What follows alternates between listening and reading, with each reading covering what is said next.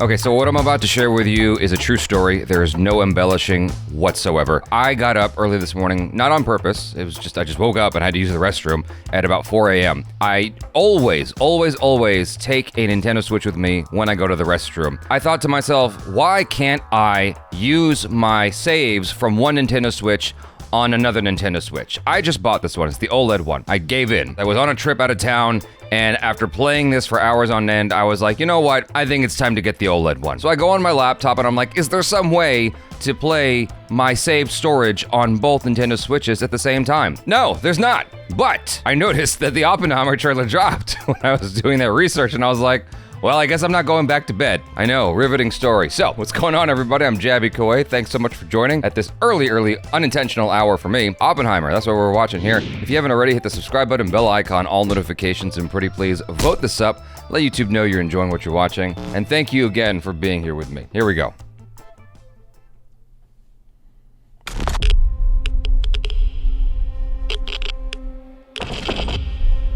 This is a national emergency. Detonator charged.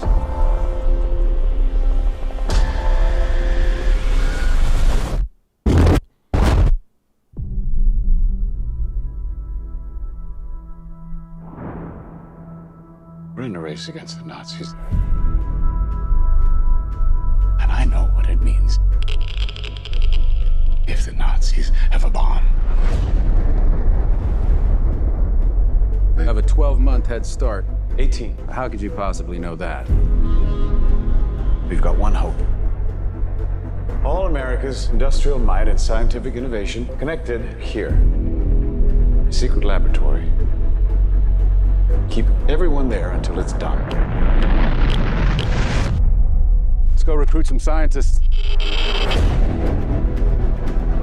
Build a town, build it fast. If we don't let scientists bring their families, we'll never get the best. Why would we go to the middle of nowhere for who knows how long? Why? Why? How about because this is the most important thing to ever happen in the history of the world?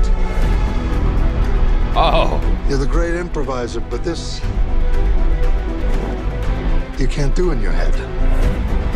Are we saying there's a chance that when we push that button, we destroy the world? Chances are near zero. Near zero. Zero. What do you want from theory alone? Zero would be nice.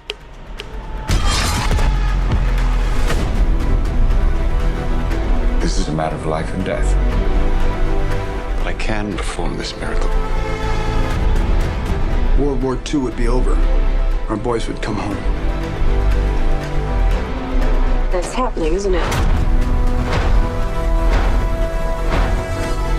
The world will remember this day. Our work here will ensure a peace mankind has never seen.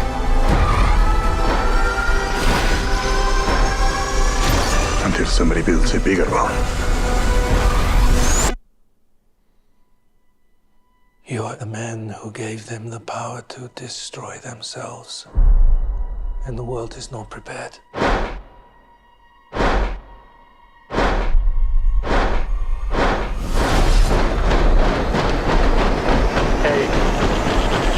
7, 6, 5, 4, 3. Truman needs to know what's next. 2, What's next? 1.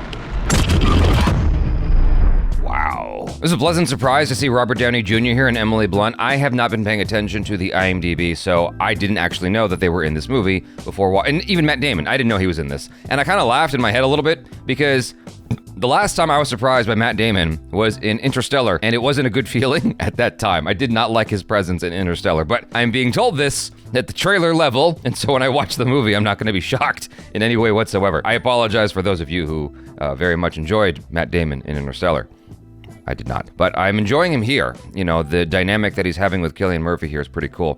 Cillian Murphy, who has been in so many Christopher Nolan movies up to now. I really, really like what this story is exploring. I feel like it's super cool that Christopher Nolan is exploring this part of history that, should be talked about more. It's quite important. It's a very, very important part of history. It has affected all of our lives in some way whatsoever, even if it's not like directly. It's super cool to me that we get to explore this part of history through Christopher Nolan's eyes, through his perspective. He is going to show us what happened in a way that most directors wouldn't. He has a very particular eye that is unique, that is unarguable, that is not disputable whatsoever. He's got a very unique perspective on things, and so I can't wait to explore that.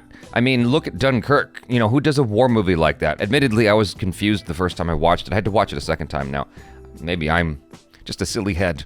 And most of you watching this trailer reaction weren't confused whatsoever, but I was confused. I very much enjoyed it more the second time around. I'm still wondering if there's going to be any special unique thing with the structure of how this story is told. If you guys know anything and you comment below about it, I'm not going to read it. I want to be completely surprised when I watch this movie, but I am curious about if he's got like that kind of hairpin narrative structure like he did for Memento, for instance. It's not the first time he's played with black and white. Memento's the only other instance I can think of where I've seen him play with black and white. You've got a character here who's literally dealing with the end of the world potentially.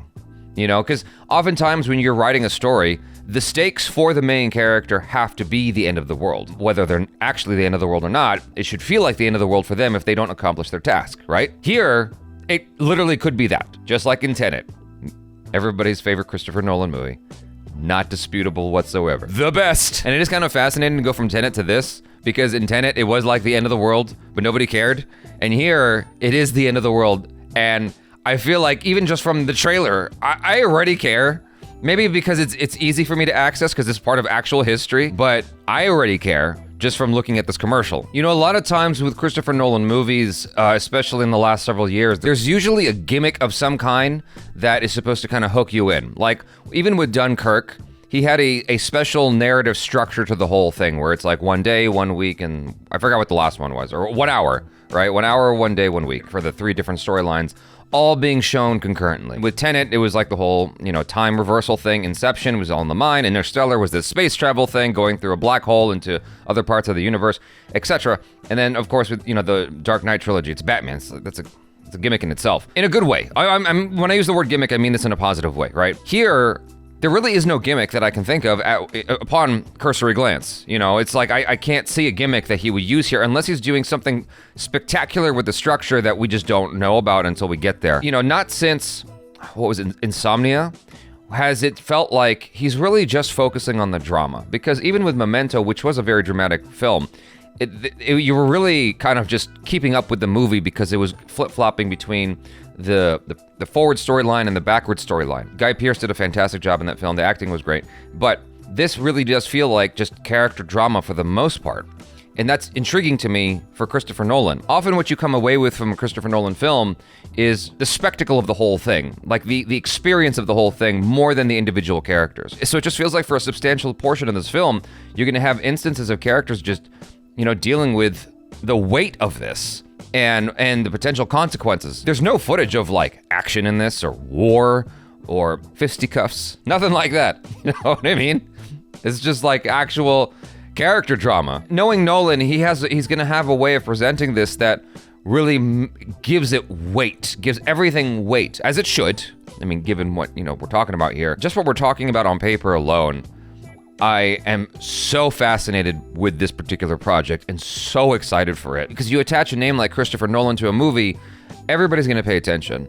And so my hope is that the end result is that we all come away learning something important about history, and we all experience some really good character drama while, learning something about science and these historical figures that have affected and shaped our lives in ways that we can't even possibly begin to articulate. Thanks so much for hanging out. Hopefully you enjoyed this discussion and reaction with me. I'm JABYBHAI.